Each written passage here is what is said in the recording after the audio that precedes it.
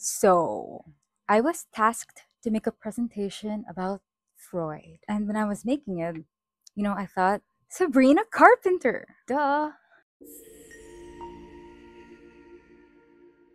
We know that Taylor Swift's album, The Life of a Showgirl, is out right now, but we aren't talking about that today. Oh no, I'm still processing it. I think we all are.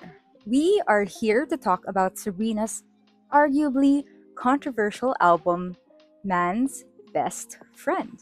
Also, wait. Freud? Sabrina Carpenter? How can they be related? I'll show you how.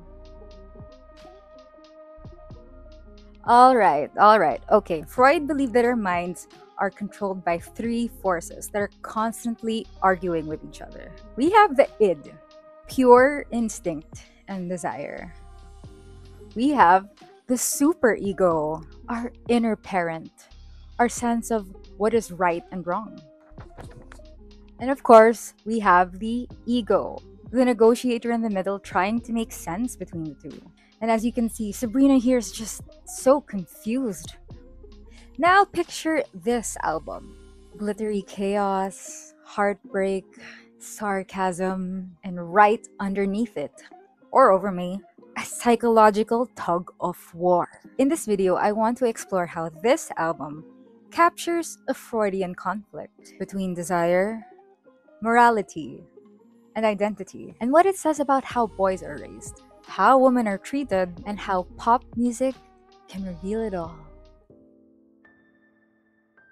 Wait, so why does Freud matter here, right? We're talking about Sabrina Carpenter, for God's sake. He may have lived a century ago, but his ideas still haunt how we think about love, sex, and power. No. He has very outdated views on women. He once called women the dark continent of psychology, meaning he admitted that he didn't really understand women. He believed women suffered from what is called penis envy, basically assuming that female identity was defined by what we lacked rather than what we had. Man's Best Friend is sort of like a rebuttal to that. Instead of being the mystery to be solved, she's the one analyzing men, dissecting their immaturity, their upbringing, their contradictions. She flips Freud's gaze back onto the men he thought he understood. And that's why Freud belongs in this conversation. Not because he was right about women, no, but because the album challenges the very framework that he built. Released in August 2025, Man's Best Friend sparked a lot of conversations, especially about the album cover, which many called provocative. But it's provocative.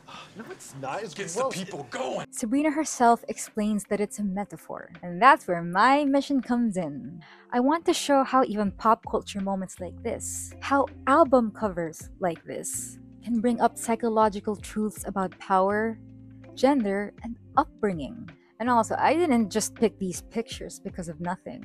They all sort of relay that angel and devil on our shoulders every time we're making a decision. So keep in mind that this is a very crude overview of the id, the ego, and the superego. First, we have the iconic Manchild. Manchild is all id. Impulsive, self-centered, emotionally stunted even. Freud would have said this to someone stuck in early development. Chasing pleasure in cars without self-control. Sabrina turns that into pop commentary. This is what happens when no one teaches a boy to grow up. Second, we have a favorite of mine, Nobody's Son. Here, she gets straight to the point. There's nobody's son. Freud said that the superego, our sense of morality, comes from our parents. So no wonder she's saying in the song, you never had anyone to show you how to love. It's not pity, it's psychological insight. Then we have her first single, Tears. In Tears, she's sort of the ego. She knows what she wants, but also what she deserves. It's the sound of someone negotiating between passion and reason, which is literally the ego's job. And here's another one of my favorites. When did you get hot? Freud talked about projection as a defense or coping mechanism, assigning our feelings to others. This song captures how we can create illusions of people, how attraction is half fantasy, the psychology of crushes and finding someone hot disguised as a bop. Also, it's one of the best songs in the album, don't fight me on that. Freud saw a woman as mysterious, emotional, and even inferior in some ways, the passive object of male desire. But man's best friend turned that narrative inside out. Sabrina writes about men the way men historically wrote about women, dissecting, sometimes mocking them. Here, she embodies both the subject and the observer. She's Freud and the case study all at once. So if Freud asked, what do women want? This album answers, for you to grow up. Beyond Freud, this album ties into what modern psychology would call attachment and social learning. Boys who are taught to suppress emotion often become men who can't handle it. Women taught to over-empathize become their caretakers or their fixers. Sabrina's humor, her sarcasm, becomes self-defense.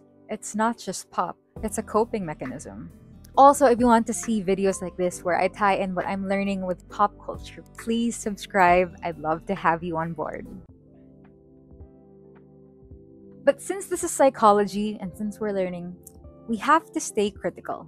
Freud's theories are historical, they're not gospel. Upbringing explains behavior, but doesn't excuse it. And while Sabrina reclaims power through irony, not every listener is going to read it that way. Example A.